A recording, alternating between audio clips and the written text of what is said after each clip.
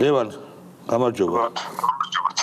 ლევან, ეთერში ხარ შენ და ჩვენ მრავალათასიან მაყურებელს გისმენ შენ. ხვალ არის საპროტესტო აქცია გააგონე სიმართლე სახალხო გადახაზულია და რეჟიმის დამცველს, ანუ მოდიან შენთან და აქციას აწყობენ. რა თქმა უნდა, ეს პრობლემა არ არის.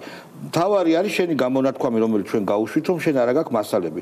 შენ თხოვე მასალები, შენ ქონდა კომუნიკაცია არასამთავრობოებთან, ქონდა თუ არა კომუნიკაცია პოლიტიკოსებთან, რომ მოეცათ შენთვის ეს მასალები. ახანეთში ვარ, მივესალმები თქვენს მაყურებელს. ნამდვილად არ არის აქცია პრობლემა, ყველას შეუძლია მოვიდეს და თავისი აზრი გამოხატოს, მათ შორის მათაც, ვისაც მე არ მოუწონვარ და ასე შემდეგ. ამის პრობლემა ნამდვილად არ არის. რაც შეეხება ამაზე მრავალჯერ გავაკეთე განმარტება, რომ მე არ ვარ სადამკვირვებლო ორგანიზაცია, რომელიც სწავლობს არჩევნების ლეგიტიმაციას. მაგრამ როგორც მოქალაქეს კითხვები გამიშდა იმასთან დაკავშირებით, როდესაც თქვენს რო 100,000 ხმა იყო, ის 100,000 პირადობა იყო ჩამორთმეული და 350,000 ხმა გაყალბებული და უბრალოდ ამაზე დავსვი კითხვები და საბოლოოდ აღმოჩნდა ისე, რომ ამ კითხვების დასმის გარეშე გამოგავხდი თავდასხმის ობიექტი. რაც შეეხება მასალებს, მე არჩევნებამდეც და არჩევნების მერეც მოუწოდებდი ყველას პოლიტიკურ პარტიებსაც, საერთო ორგანიზაციებსაც, სულ ყველას, რომ თუ ქონდა უფლებადარღვევას ადგილი, ვინმეს თქვა ჩამოართვეს პირადობის მოწმობა, ვიღაცას არ მისცეს საშუალება, რომ მისულიყო იმაზე რა ქვია, საარჩევნო უბანზე და ასე შემდეგ. ეს მოეწოდებინათ, იმიტომ რომ ჩვენ ამ ყველაფერს გავასაჯაროებდით და რაც მთავარია, ამ ყველაფერს მოვთხოვდით რეაგირება შესაბამის უწყებებს, ხო, ცენტრალურ საარჩევნო კომისიას, პროკურატურას და ასე შემდეგ, ვინც არის პასუხისმგებელი და იყო მაშინ ამ პროცესებზე. და მე თქვი, რომ სამწუხაროდ ასეთი რამე არ მიმიღია. ესეც სიმართლე არ მიმიღია, არ მოსულა ჩემთან 10 კაციც არ მოსულა, ვინც იტყოდა, რომ პირადობის მოწმობა აქვს ჩამორთმეული. და ეს ხუნდა დაეორგანიზებინათ NGO-ებს, ოპოპარტიებს, მათ ლიდერებთან თუ ქონდა კომუნიკაცია, ხო ხვდები, ანუ რამდენად მოუწოდე ერთია, მაგრამ პირადად რამდენად თხოვე?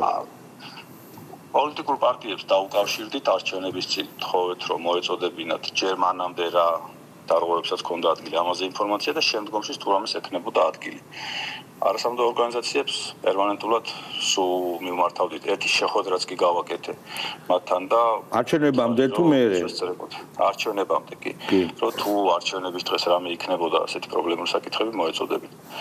პრობლემა ეს კი არ არის, თქვათ ვიღაცამ რამე არ მომაწოდა, ან შეიძლება არ ქონდათ, ან ქონდათ და მე არ მინდნენ.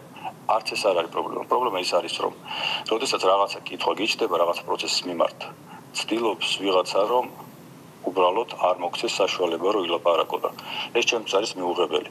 მე თუ ვერ შევძელი ჩემი გამოხატვის თავისუფლების დაცვა, მაშინ რა პრეტენზია უნდა მქონდეს, რომ სხვის გამოხატვის თავისუფლებას დავიცავ. და ვერავინ ვერ შეძლებს შემზღუდოს იმაში, რომ რასაც ვფიქრობ, ამაზე ვისაუბრო საჯაროდ და დავსვა ის კითხვები, რომელიც შეიძლება არ პროპიარული ვიღაცისთვის, მაგრამ მე ეს კითხვები გამოჩნია და ეს კითხვები სულაც რო არ იყოს